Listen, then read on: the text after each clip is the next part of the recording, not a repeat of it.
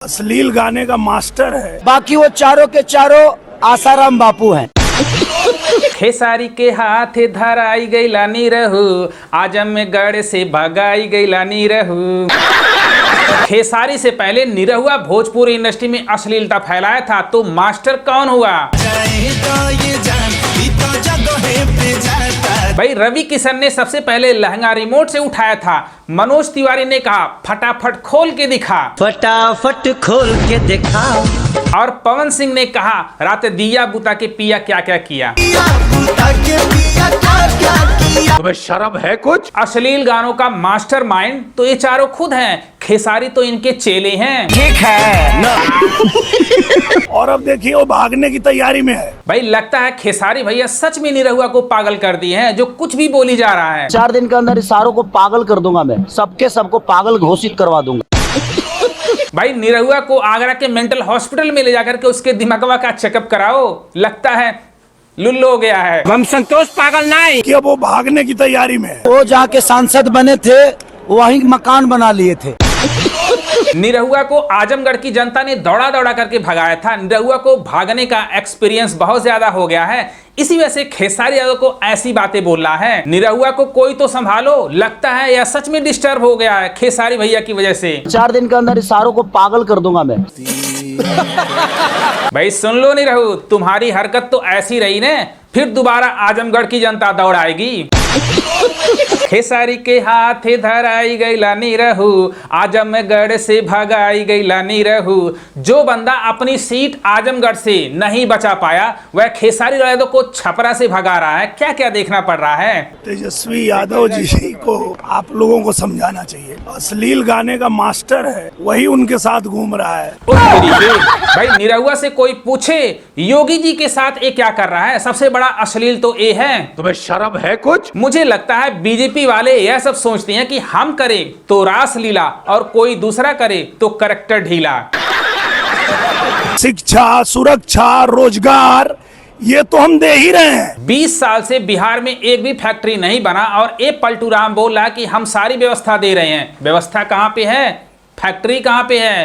पलटू राम हमको नहीं पता, हमको कुछ नहीं पता। कल एक पलटूबाज बोल रहा था कि बिहार में कानून राज नहीं है, गुंडा राज है अभी भी, इसलिए हम लोग फैक्ट्री नहीं बैठवा पाए।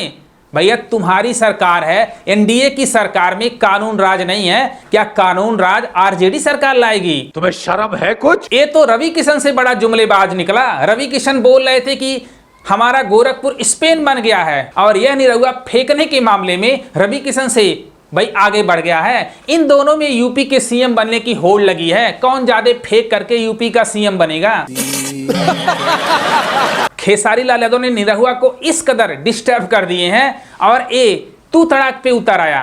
पहले खेसारी यादव को यदमुल्ला कहता है, धर्म विरोधी बताता है, अब कह रहा है कि अश्लील का मास्टर है। थेथराई करता है खेसारी, जब भी मुंह खोलता है हकता है। ये खेसारी यादव नहीं होना चाहिए, अहंकारी लाल यादव होना चाहिए, ऐसे ऐसे वर्ड बोलता है। कोई ऐसा सगा नहीं जिसको इसने ठगा नहीं, और जब जब मुंह इसने खोला है कभी ऐसा हुआ ही नहीं कि इसने हगा नहीं। ऐसे लोग बीजेपी में जाने के बाद संत महापुरुष हो जाते हैं, जिनको बोलने का ढंग नहीं, शब्दों का चयन क्या करना है। ऐसे लोग हमारे देश का क्या कर सकते हैं? मैं सस्ता नशा करता हूँ, गरीब हूँ ना यार, गरीब हूँ, छोटे बीड़ी पी के जीवन चलाता हूँ, बट लोगों का खून तो नहीं चूसता ना। भाई सबको पता है पवन जी, सस्ता नशा कौन करता है, कहने की जरूरत नहीं है। स्टेज पर लड़कियों के साथ कौन अश्लील हरकत करता है, कहने की जरूरत नहीं है। तो मजा आ गया ना खेसारी से पंगा लेने का। भाई खेसारी से पंगा मत लो, नहीं तो नाड़े धागे सब खोल देंगे।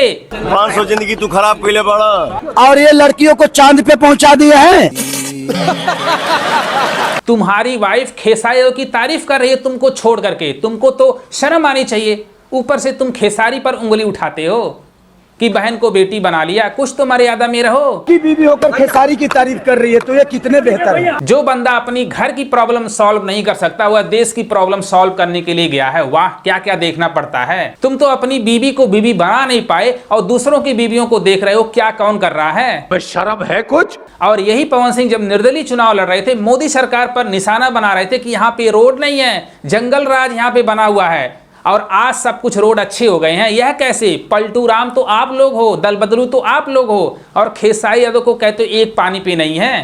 भाई शर्म करो, कुछ मर्यादा में रहो। मुझे तो सबसे ज्यादा डिस्टर्ब कौन लग रहा है? निरहुआ। भाई दिमाग हिल गया है उसका, कुछ भी बोली जा रहा है, उसके पास मुद्दा है नहीं, बस राम मंदिर का मुद्दा बना है। अब मुद्दा दूसरा बना लिया है कि खेसारी यादव को अश्लील बोल रहा है। भाई अश्लील के तुम लोग मास्टर हो, खेसारी तो तुम्हारे चेले हैं, बाद में आए हैं। सबको पता है बीजेपी की सरकार नहीं बनने वाली है, बिहार में आरजेडी की सरकार बन रही है। इसी वजह से बौखलाहट साफ देखा जा रहा है और निरहुआ का दिमाग हिल गया है, क्योंकि खेसारी यादव जहां जहां जा रहे हैं इसको लताड़ रहे हैं, इसको जवाब दे रहे हैं।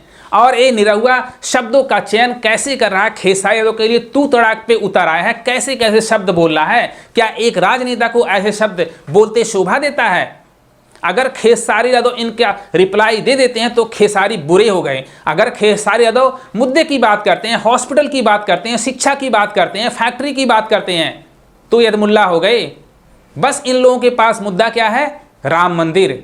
भाई राम मंदिर बनवाओ, खेसारी कभी नहीं विरोध किए, लेकिन उसके साथ साथ रोजगार भी तो होना चाहिए। जो खेसारी ने कहा है कि मैं सबको पागल घोषित कर दूंगा, तो निरहुआ का नंबर आ गया है, क्योंकि उसकी बातों से लग रहा है कि वह डिस्टर्ब हो चुका है, उसको इलाज कराने की जरूरत है। शब्दों का चयन कैसा है?